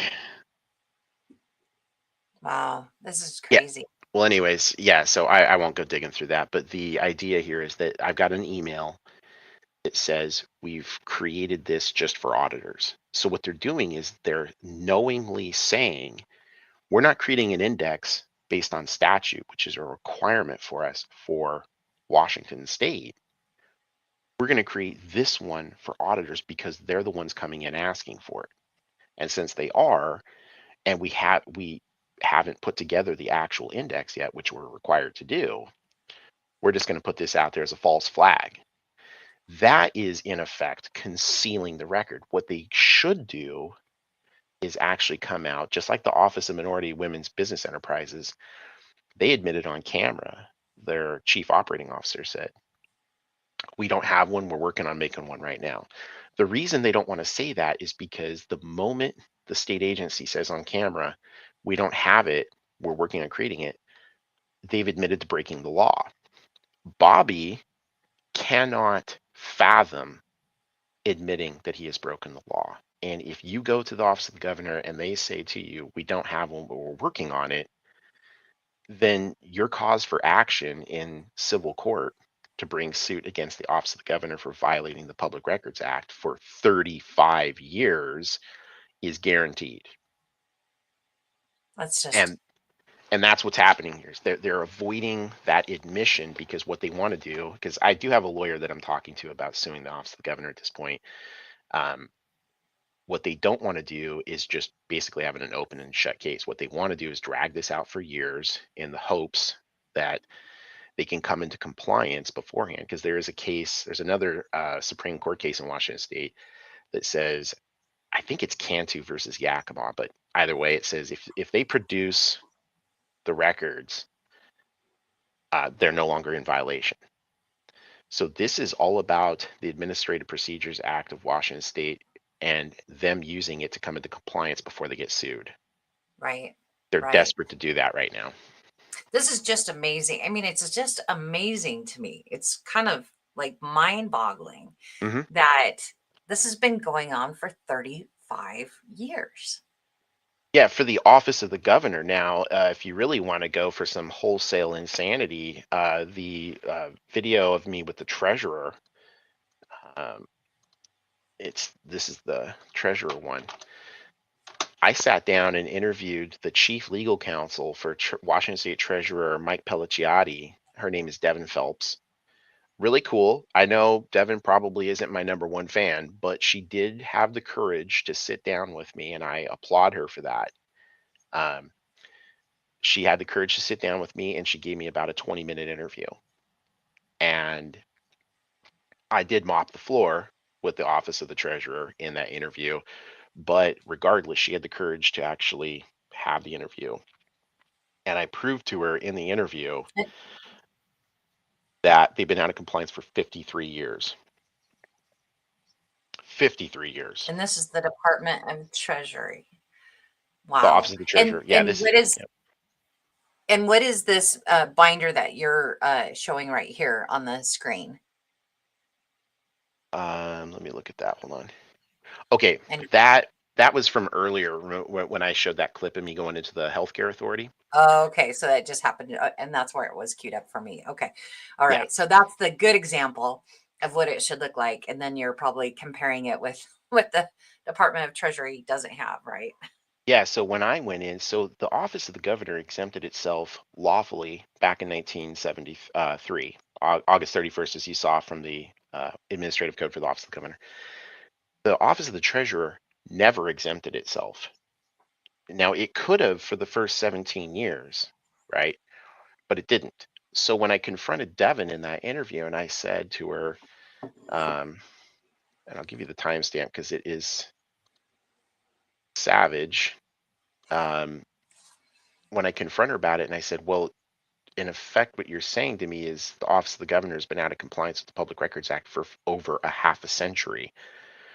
And you can see on her face that look of like, I'm screwed. I got no way out of this. I don't know what to do here. And then she says something to the effect of, well, when you put it like that, let me get you the timestamp because it's worth seeing. This is what Bobby Ferguson and his folks are trying to avoid. So if you go to 28 minutes and 4 seconds, you'll very much enjoy what you're about to see here. Because this is a major executive office in the Washington State government getting wrecked and owned on camera. There's a misunderstanding or disagreement as to compliance, transparency, and publishing of the records index. How come the state treasurer's office never made an update or even acknowledged the change in the session laws from 1989 to update formally in 1990, July 1st, to comply with the law? Because at this point, basically, it seems the treasurer just hasn't been in compliance for 50 years. When you say it that way.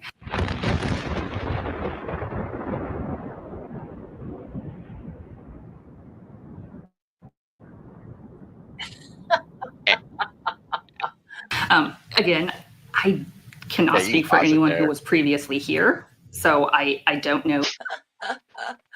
So as you can see, she had no response. There is no, she's going to the, I don't know what happened before, but it's like, it doesn't matter. You're the chief legal counsel. You're the head attorney for the Washington State Treasurer. You've got no answer to this. There is no answer to this because you've been out of compliance for 53 years. And she's trying to make it, well, it's not me, it was my predecessors. It's like, that's not how it works. There's continuity of government. And so this is the proof of the extent of this malady, and what they're trying to avoid now are criminal charges. I think they're trying to avoid the civil consequences because, of course, now the records index has never been dealt with in court in Washington State ever. It's never been at the center of any court case, hearing, nothing. So the real question here is, what's the liability? Because with the Public Records Act, the liability can be up to $100 per page per day. So if an agency, and I'll just say King County, if somebody were to not produce the records for a protracted period of time, and there was evidence, like, yeah, King County, for not producing those records for enormous amounts of time, judges have the ability to levy $100 per page per day fine. And if you just say, let's say, 20 pages, that's $2,000 a day, and for a year, that's $730,000 if they max the fines. Now, let's take that times 53, or actually 50. That's $36.5 million just for one agency for 20 pages. It's amazing. Again, since I've been an elected official, I mean, we get drilled into us, which is rightfully so, right? I'm not complaining. We get drilled into us about the Open Public Meetings Act and the stuff that we have to do to make sure that we are in compliance and that we don't have, we're not doing business through emails or, on a school board of 5 people. If there was 3 of us, it was a meeting, right? We had quorum. And so you had to do things about being transparent about, yes, all board members are going to be at this event, but there's no meeting. There's things you have to do. Like, I mean, again, we got drilled into us the things that we had to be careful of and we had to do and not do.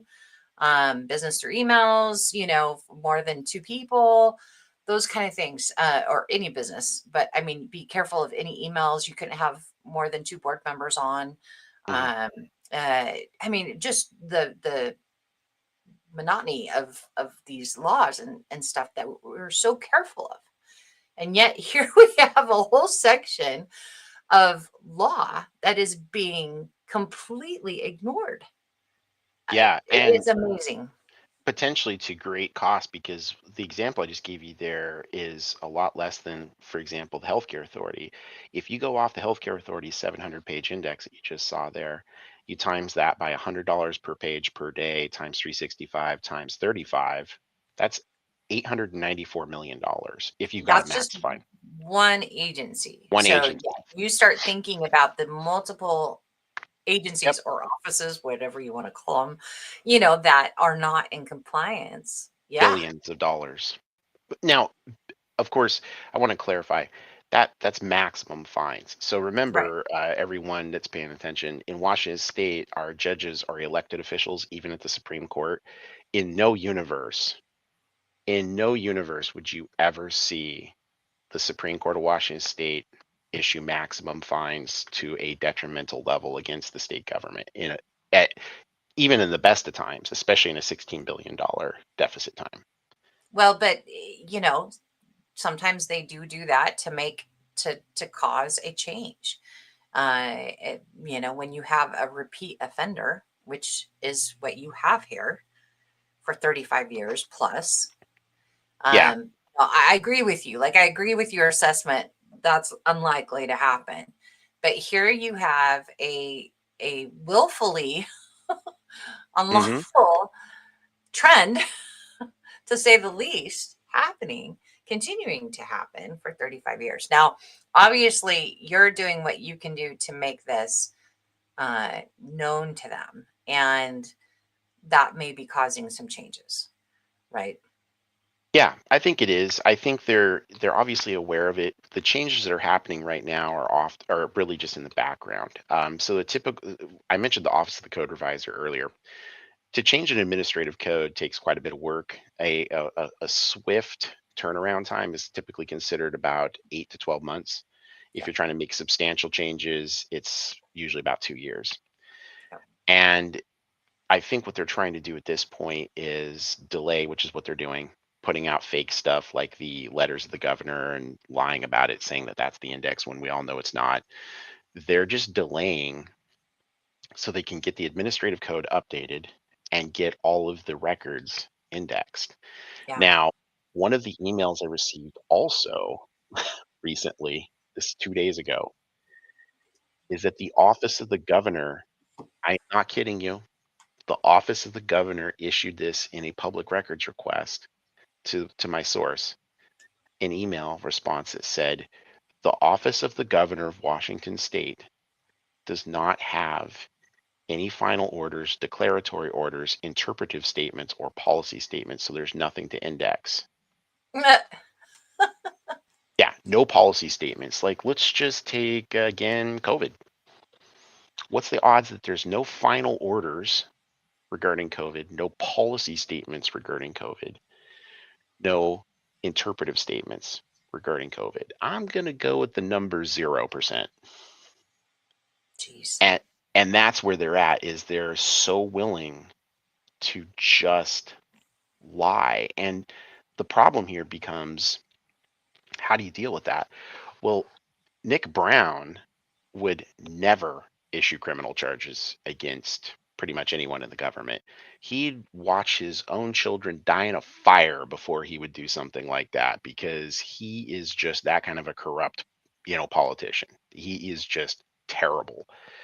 And I think the issue here becomes, the only way to solve this at a state level is to, which I'm thinking about doing, is to just go to the FBI and ask them to open up a criminal corruption case. Because at the point where you can say, based on that statute I shared, RCW 40.16.010, injury to public record, at the point where you have their own internal emails stating, hey, we're going to create an index just for these people, and it's not actually an index, you're concealing the actual record. That's a felony. And if Nick Brown's not going to actually issue criminal charges when he knows that he should, because that's conspiracy and corruption, then the only place to turn to at that point is the federal government to say, you don't have jurisdiction on the state level laws, but you do have jurisdiction on corruption.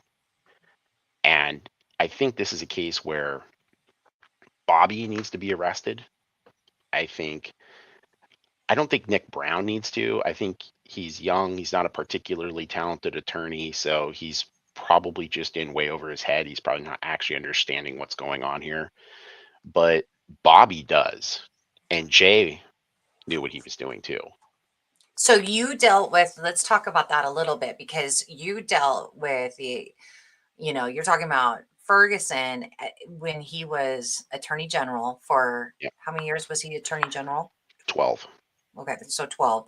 You had Inslee, who was governor for 12 years. And so you were dealing with this then. I mean, this is not new.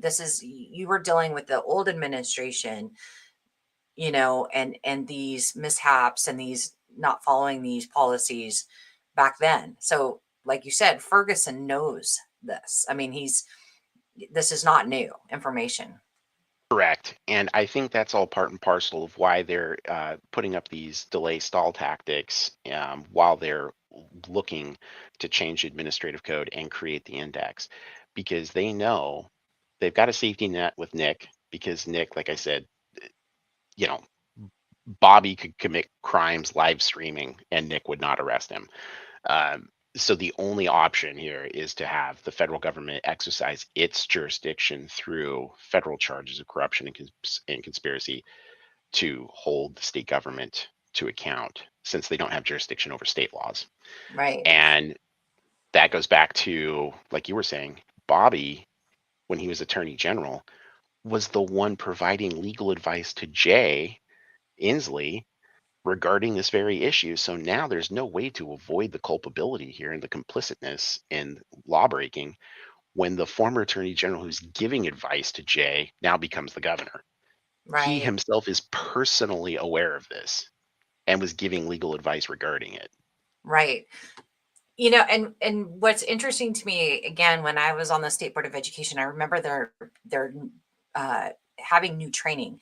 I think that came out of the AG's office for elected officials that you had to go through. So they issued, and Steve, you and I have talked about this before. There's been directives, that have been issued either from the Attorney General's office. I think that's kind of where we talked about dealing with public records requests, probably because of the work you've done and the pressure that's been put on. So they've, put out information on how to deal with things, or put out trainings on how to make sure they're complying with the law on some laws, right? But they didn't on this, correct?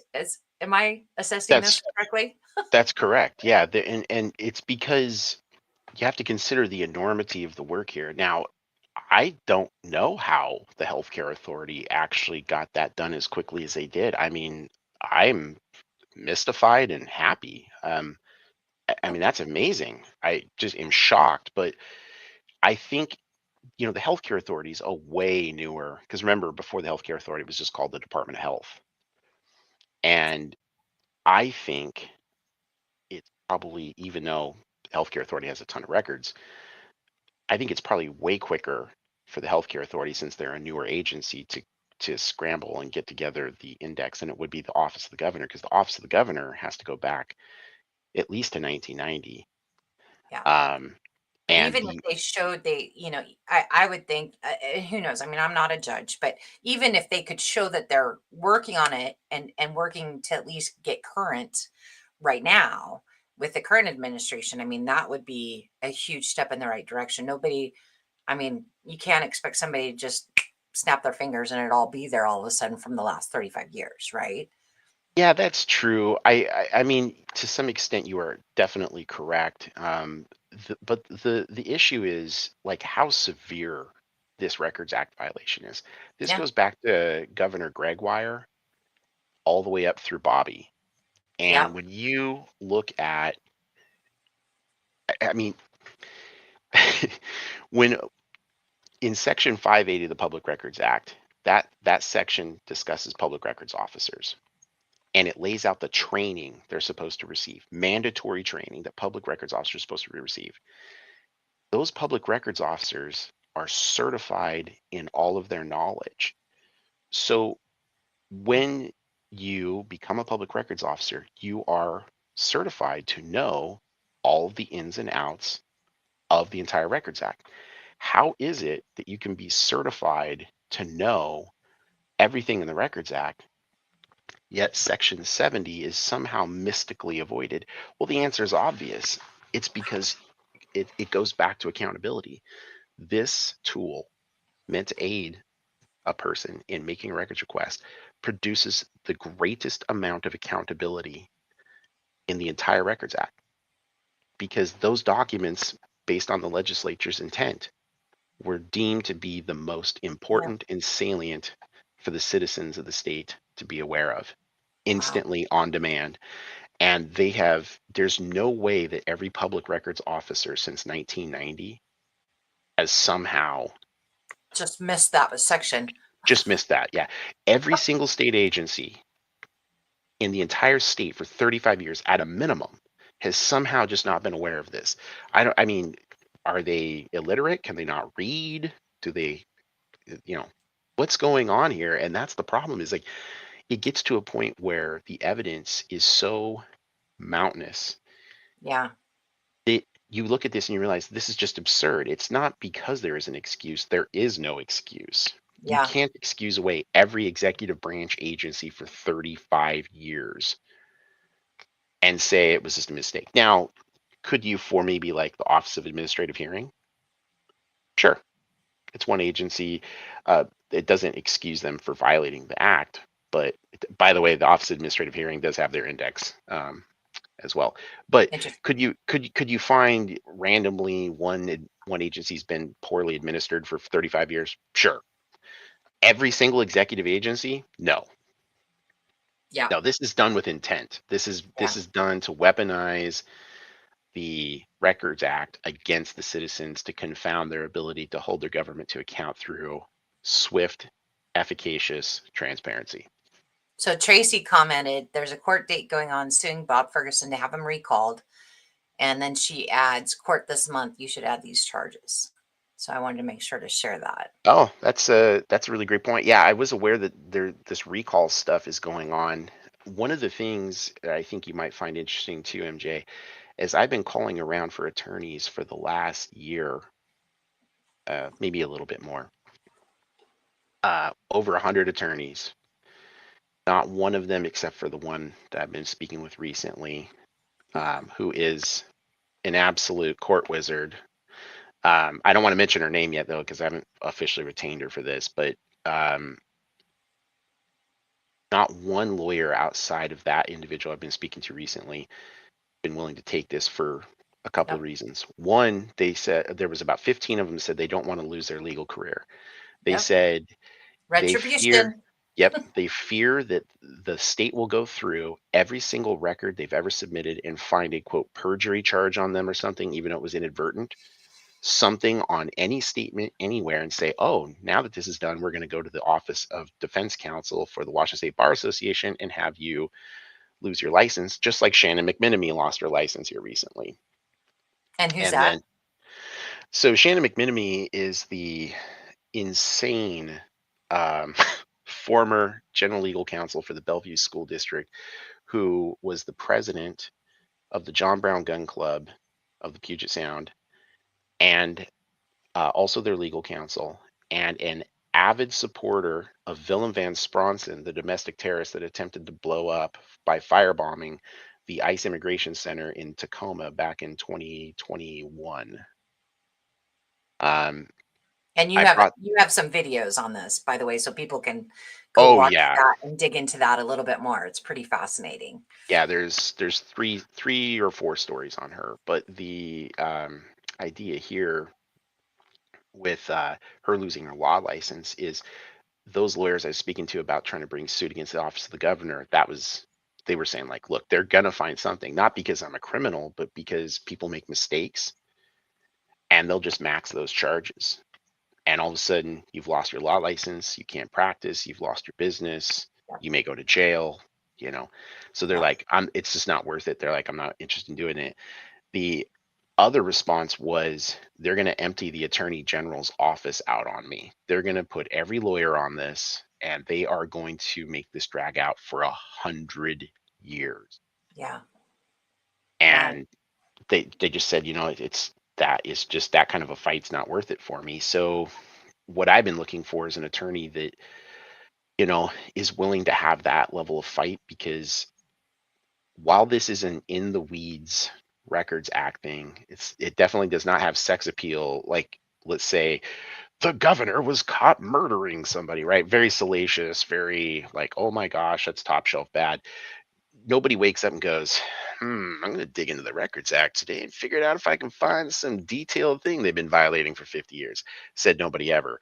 But as a journalist, by way of discovering this because of trying to do open government transparency stories, this is what has come about. And I think in this case, that's why these attorneys are saying it's going to get ugly if I take the case, and I'm not going to take it. Well, So, and this gets to the approach. This is something very, very important that I wanted to make sure that came out of our conversation, Steve, is the approach. Why this approach? And so you started in on that, but you've talked a okay. little bit more about this because there's a strategy here. This is not just, and yes, maybe you uncovered some stuff, but there is a strategy here. Yeah. So the asymmetric approach I use to approach by way of going in person is multifaceted. So one is, as I mentioned earlier, that you were referring to, is the fact that if you email or leave a voicemail or whatever, that if it's inconvenient for them, they're not going to respond to you. It's just not going to happen, which only leaves in person. But the other thing is uh, another thing is that you're gathering evidence, if you do this correctly, on the spot. Like with Ashley at the office of the governor, I got her on November 20th to make a completely false statement on the record that the office of the governor is not a state agency. I then got her to admit that she was wrong about that, but that directly affects the fact that I requested something through the act 6 months earlier.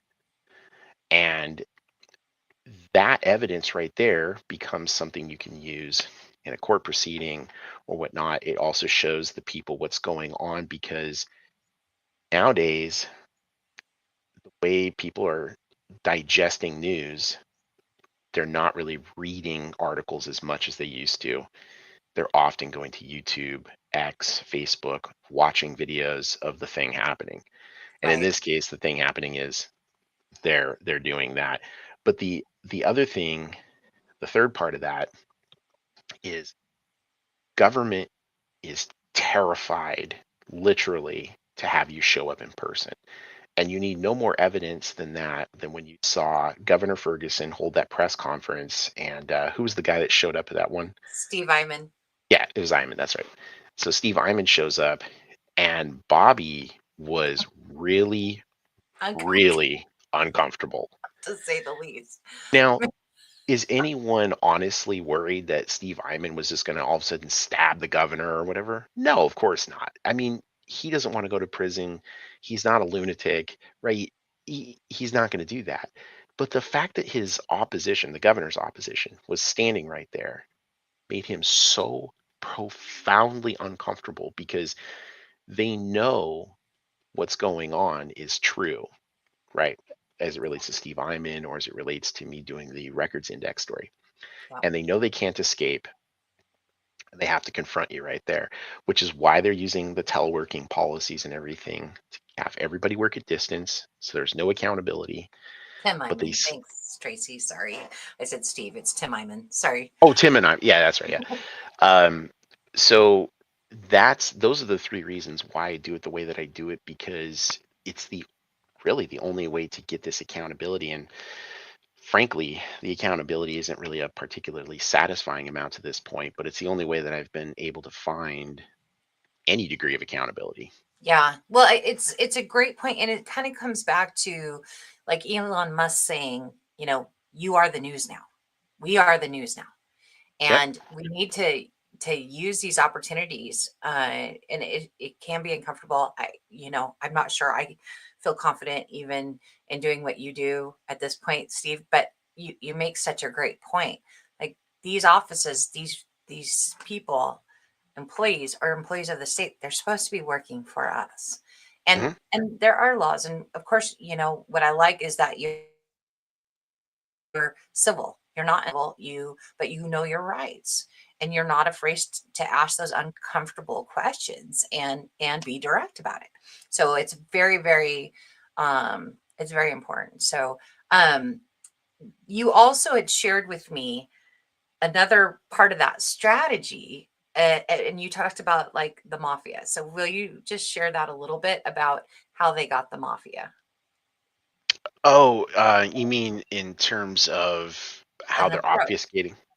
Yeah. So basically, what they're doing with this mafia approach is they are obfuscating, first of all, to just insulate themselves from any transparency. But once something starts to push through, and actually Tim Iman's a good example, right? Because look at the amount of damage that was done there. When something starts to push through, they look for and find a mechanism to beat you down, destroy you, and make it not something worth pursuing against them. But as to your point earlier, that speaks exactly to this mafia issue. When you say we're all news, we're all media, we're all press, that's true because it's inherent in our First Amendment. Fox, MSNBC, CNN, they all have FCC licenses. You do not. I do not. We don't have FCC licenses. Our FCC license is in the First Amendment. So it allows us to go in. There's effectively 342 million journalists in this country, every single American citizen. And they can't control that. And they've been using this mafia-like tactic to control the mainstream media, to basically say, if you get out of line, we'll We'll pull your do. We'll license. pull your FCC license. We'll sue you, criminally charge you, whatever it is. But they can't do that on a individual level, because what are you going to do? Arrest 342 million journalists, Right. right? And And that's why that's this the is crux. so important. It's so important. And it's so important what you're doing, Steve, because, if and hopefully more and more people are getting this. I think a lot of us that are on X get this, but we need to help other people be informed that, of course, you're not going to hear about this on the nightly news. You're Right. not going to hear this from, 60 Minutes. You're not going to hear about, they're not going to share this. So Well, you yeah, can't wait for the mainstream media to yeah, disclose this information. and the mainstream media is a part of that mafia, because Como, King Cairo, Seattle Times, whatever, they're all in bed with Bobby and his gang of goons, and they are not going to publish stories until it hits a point where it's basically as common and everyone is as aware of it as breathing air. At that point, they're just gonna admit to it and do their thing.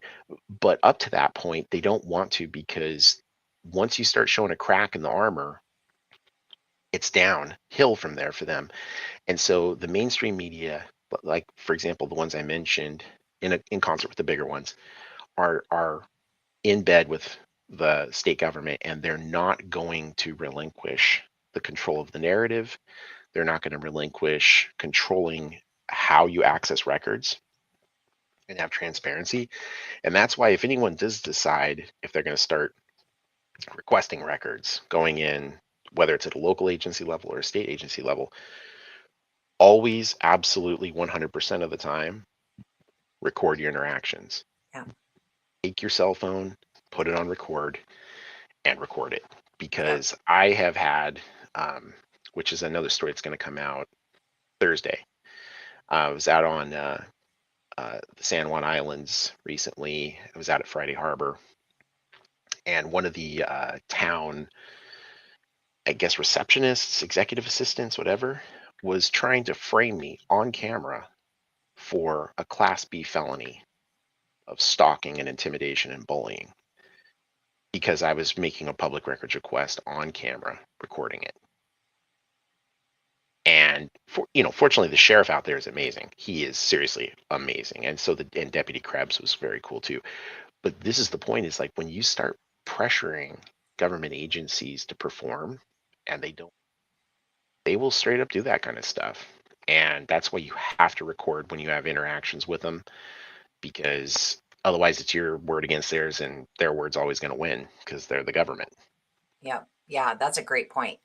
You got to record yourself. We know to do that, or I know to do that with any kind of, journalist, public, papers or media, because they like to cut and paste, what you say. Mhm. So I've learned to do that. But you raise a great point when you go into these agencies to even just protect yourself, is to Yeah, record everything. Yeah, like absolutely. one of those governor stories where I went in, and the guy, I don't know if you saw this one, but I don't know, calm down police. It was basically sort of like first layer of security, comes in and confronts me and says, "Well, I'm here because I aid the employees of the office of the governor when they're being harassed." And I said, "Harassed? Like, what are you talking about?" And, "Well, you just keep pestering them." And I'm like, "So let me get this straight. You're a state employee, and you're trying to de-escalate a situation, which is me making a public records request. So that's considered harassment. That's the official position of the state of government, state of Washington now." And I kind of chewed him out assertively, not aggressively. But imagine if I didn't have that recorded, though.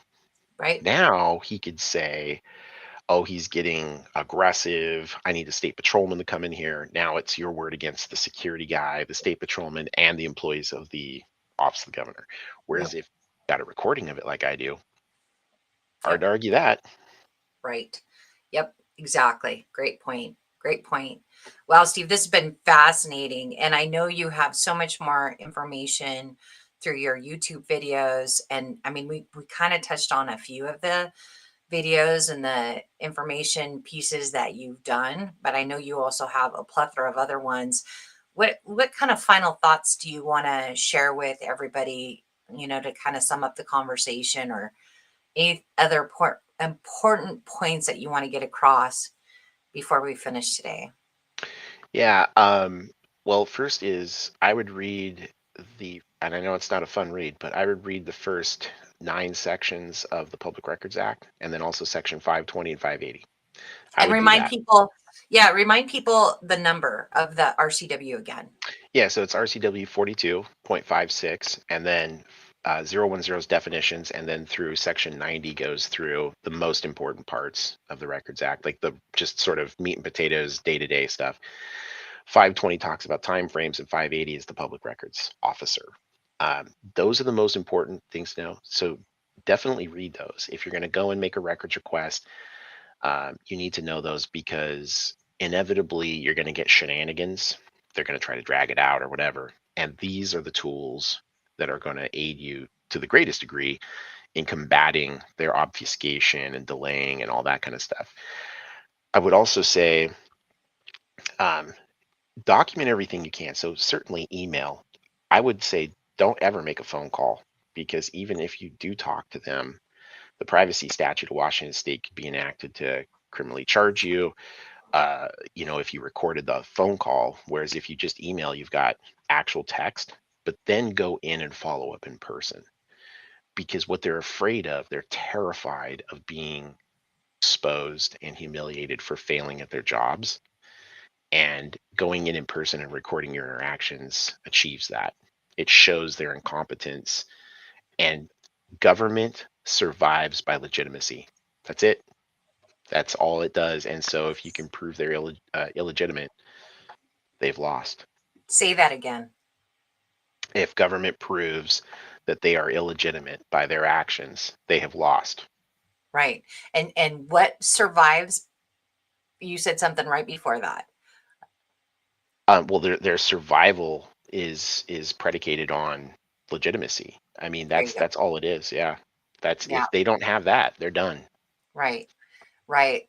That's awesome. Yeah, been so good. Tracy had to chimed in again. She said, "We need you in Island County." Tracy's the one that has the felony mass charges when she did her operation role at the county auditors or county elections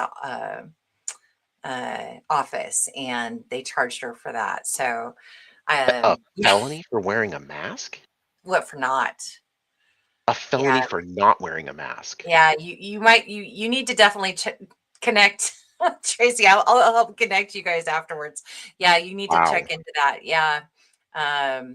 It's, and this is where, again, I think us working together, talking about these things, talking how we want government to start working for us. We want to end this corruption.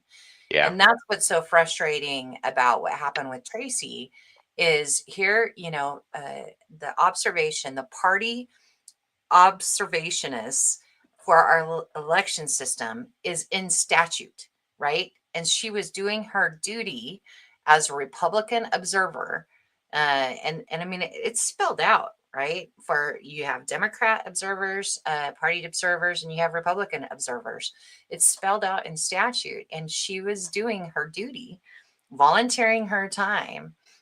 And they did this because she wouldn't put on a mask that they determined at a local level that was a local policy that they added kind of all of a sudden. And I don't know all the details of this. I'm sure Tracy could fill us in. So, I do vaguely recall that story. It's been a while, but I do remember that. I definitely want to talk to her about that, because I get the opposite because I wear a gaiter to work up to my nose. And what a lot of them don't realize is I do it as a silent protest against fusion centers, which are an abomination against our Fourth Amendment.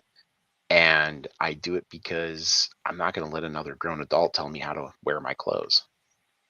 right. We're not in Saudi Arabia. We're not in North Korea. I'm not going to be told what clothes to wear and how to wear it. So Yeah. it's crazy. Yeah, it is. Well, and there's double standards now, with Mhm. Antifa that's gone. I mean, it used to be you go into a place with a mask on and, that was frowned upon. Well, now that's, somewhat norm with Antifa and everything. Not saying you're Antifa, Correct. Yeah, but, definitely not. you're also protecting your identity and other things. So, yeah, Silent Majority Foundation, Hazelo versus Island County, I think is what it is the case. That's right. Wow. Silent Majority. And we had Pete on here talking a little bit about that early on. So Steve, again, such great information, such amazing work you're doing. Remind people how they can follow you and follow your work. And also if somebody wanted to reach out to you to connect with you, maybe if they've got a question or maybe they have some information about something you're working on, how would they get in contact with you? Well, you could obviously find me on YouTube at Inland Auditing Media, on X, same at I Am Free Auditing, on Facebook at Inland Auditing Media. And if you want to reach out to me by email, you can reach out to me at inlandauditingmedia@proton. ROTONMAIL.com. Say that again. The email, it cut out just a little bit. Oh, yeah. It's Inland Auditing Media at Proton Mail, and that's spelled PROTONMAIL.com. Awesome. Steve, thank you so much for your time today. And thank you Thanks for for what having you're me. doing. And, if we can, I mean, I know I'm going to continue to work with you and talk with you about these cases. But if there's anything we can do, if you've got a story that's dropping, if we can do this again to help get the information out there, I think that's what I see. And this is a plea to everybody watching. Please share these stories. Go on to Inland Auditing Media's YouTube page and share those stories. People need to know this is what's happening right now. I mean, Steve is uncovering this almost daily, at least weekly, these cases of this corruption that's happening right here in our state. And there's so much there. It's just that we need to help get this information out. And remember, we can't depend on the mainstream media to share these stories. They're not gonna, right? They're in bed with each other, right? The mafia. We got to come up with a good name for the government gangsters. Or I think our FBI director might have taken that title, but it certainly feels like it. I mean, it is just major corruption going on for 35 years in our government, and you're exposing it, Steve. So again, I'm just pleading with everybody, please share these stories, follow Steve, and share it out as much as you can.